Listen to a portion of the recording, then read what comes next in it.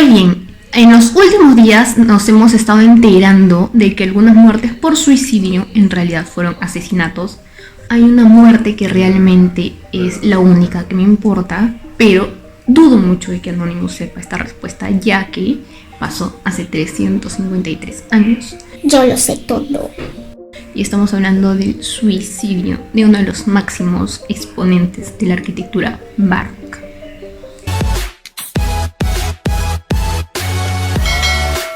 Entonces, para poder comprender qué fue lo que pasó, vamos a ir desde el principio.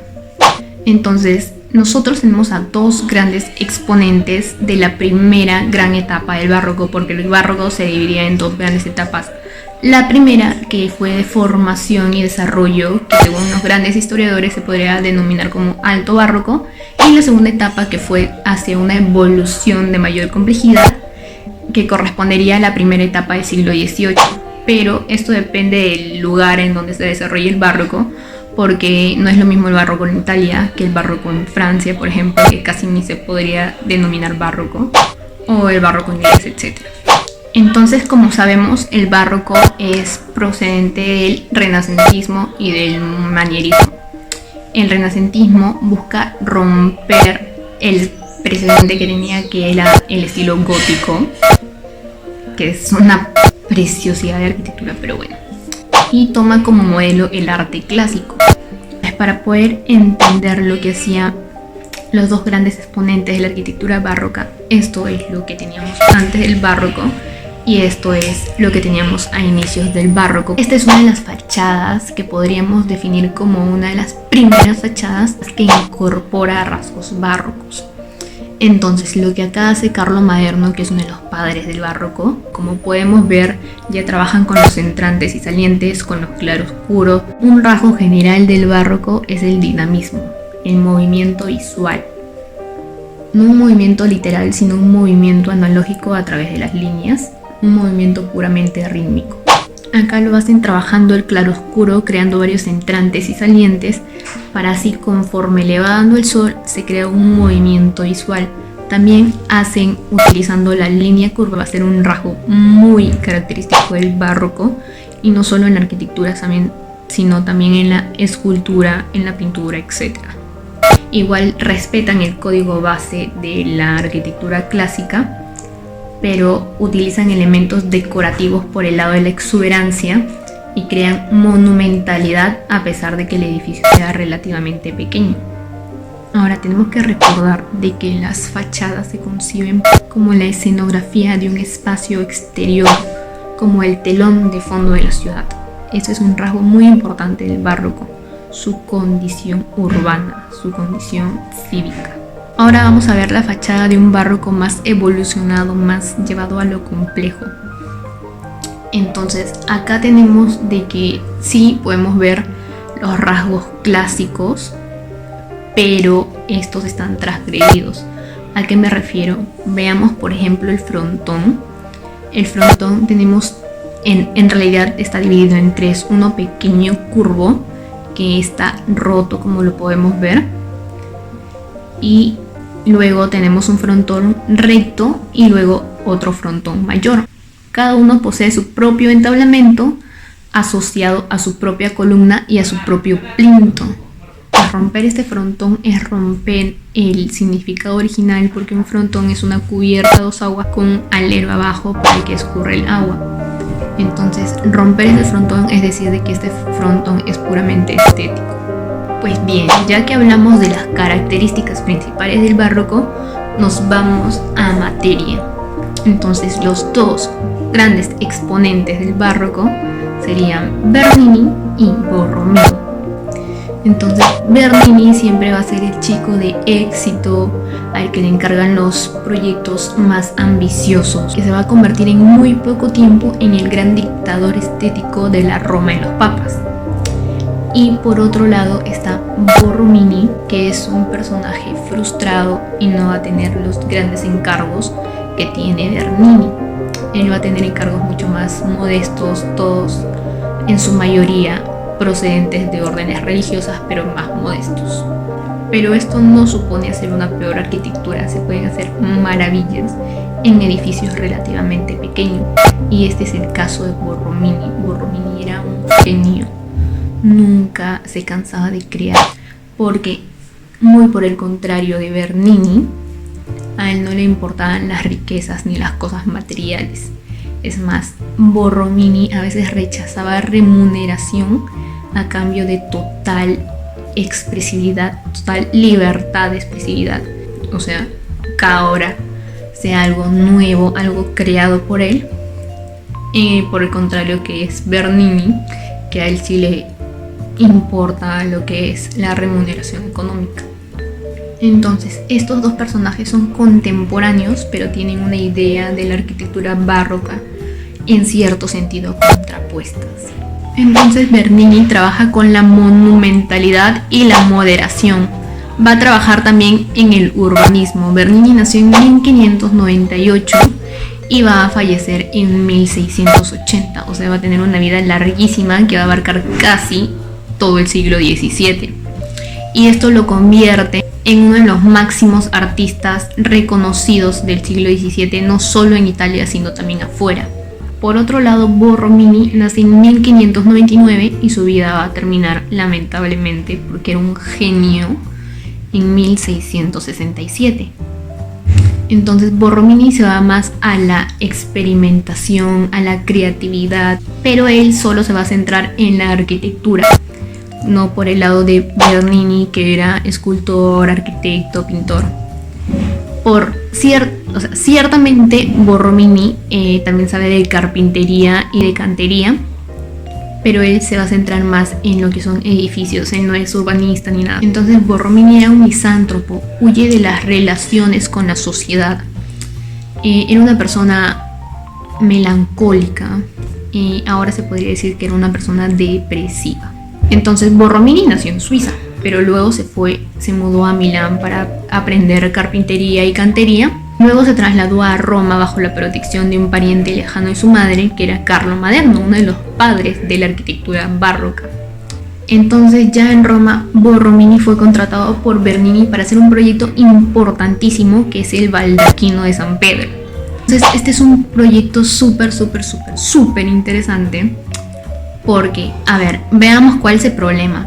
Tenemos una cúpula gigantesca de más o menos 100 metros de aire entre piso y término, y dijeron, a ver, que al Papa no le están tomando en serio porque se ve una cosita chiquitita y la escala del edificio, o sea, era una cosa gigantesca. Entonces le dijeron, ¿sabes qué, Bernini? Toma el problema y resuélvelo, no sé qué me haces, pero tú eres un gran artista, eres el más reconocido de la época y tal, así de que tú resuélvelo. Entonces, que agarra y piensa y dice, a ver, si tengo una escala chiquitita y tengo una escala gigantesca, pues vamos a hacer una escala intermedia. Entonces así es como mete se podría denominar edificio dentro de otro edificio, y hace el baldaquino, porque es una escala intermedia entre la cúpula, entre la iglesia y la escala chiquitita del oficiante de la misa. Entonces, este baldaquino usa columnas salomónicas que se envuelven entre ellas, pero al mismo tiempo tienen un sentido ascensional. Se envuelven, pero suben y ascienden hacia una coronación, hacia un elemento simbólico colocado en la parte de arriba. Entonces a Borromini le encargan todos los detalles ornamentales, porque Borromini tenía una técnica asombrosa, además de que era un súper genio y creador de nuevos ornamentos. Entonces esta obra fue el objeto de la primera disputa entre Borromini y Bernini, ya que Borromini era una persona bastante susceptible y Bernini se había adjudicado todo el mérito de la obra. O sea, no había reconocido de que Borromini había hecho los detalles ornamentales. Aunque a decir verdad, esta obra es muy poco de Bernini, ya que Bernini podría trabajar con escenarios muy grandes, pero nunca se salía de los códigos base, es decir, nunca hacía cosas exageradas como esta obra que está acá.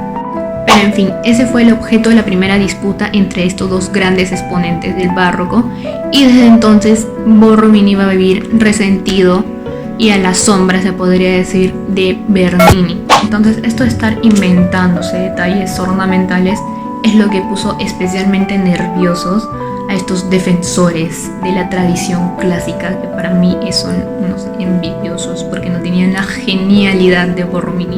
Entonces en el siglo XVII y sobre todo en el siglo XVIII van a juzgar de que Borromini ha ido demasiado lejos. Entonces una cosa es alterar la comunicación, pero otra cosa es agarrar el código base y cambiarlo por completo. Y esto es lo que trataba de hacer Borromini con la creatividad, con la genialidad tan desbordante que él tenía. Que para mí Borromini me hace demasiada ilusión. Es uno de mis temas favoritos en la arquitectura, sinceramente, porque es un genio creativo, y eso es lo que necesitamos hoy como arquitectos. Ahora sí, pónganse sus cinturones porque esto va a estar bien potente, y es de que Borromini no siempre estuvo a las sombras de Bernini, porque en 1644 el padre Inocencio X lo pone a cargo como arquitecto jefe de las obras vaticanas y hace unas obras muy espectaculares, entre ellas la iglesia o la fachada de la iglesia de Santa Inés, que está en la Plaza Navona.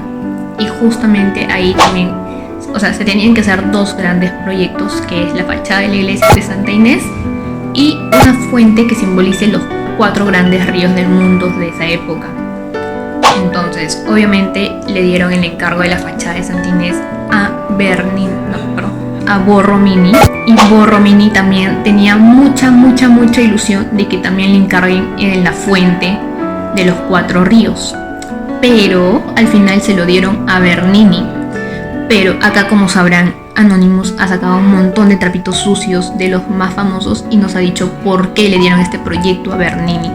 Yo lo sé todo. Y dice de que Bernini le regaló una maqueta de plata de una altura de 1,5 metros a la cuñada del Papa, que era muy codiciosa, tenía mucha influencia sobre el Papa. Entonces obviamente Bernini se salió con su cometido y le dieron esta obra a él, que además es la idea original de Borromini. Entonces veamos la escultura. Vemos de que el Nilo tiene los ojos vendados, representando a los orígenes desconocidos del río. El Danubio mira hacia el escudo de Inocencio X, que era el papa de la época. El Ganges sostiene un remo, ya que es un río navegable. Y el Río de la Plata está rodeado de monedas para simbolizar el nuevo mundo.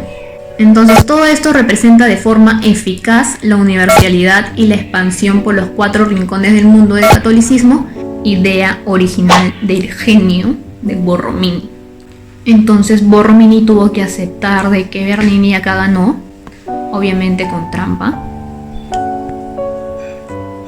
pero él no se quedó atrás, porque a pocos metros, como les dije, está la iglesia Santa Inés, que es una maravilla de fachada, que es una fachada cóncava, como uno de los principales características del barroco. Como les dije, es lo cóncavo y lo convexo.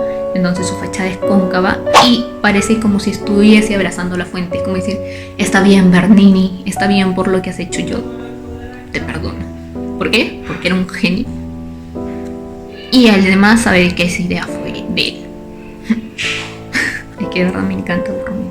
Ahora hay unos mensajes subliminales en esta fuente. Entonces, si observamos la escultura, vemos de que Bernini hizo de que el río Nilo tenga los ojos cerrados para no contemplar la iglesia de Santa Inés, e hizo de que el Río de la Plata parezca horrorizado ante la fachada de la iglesia tan espectacular que es. Bueno, la iglesia se construyó después, o sea, la iglesia se construyó años después, pero él ya sabía de que ahí se iba a construir la iglesia, o sea, de que ya lo hizo así.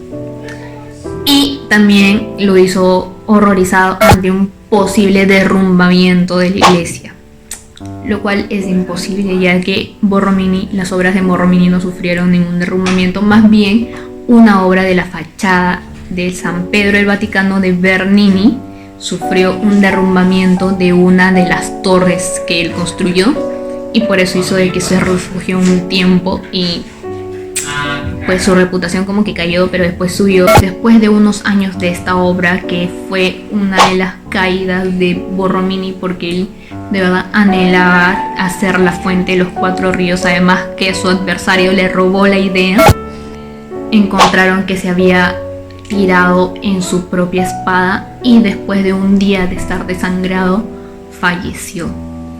Pero ahora también hay teorías que dicen de que fue después de una discusión con uno de los empleados en su casa y puede que este lo haya asesinado, pero la versión más conocida es de que él se suicidó. Ahora no sabemos cuál es la verdad. Y bueno, eso es todo. Muchísimas gracias por ver y nos vemos en un próximo video. Bye.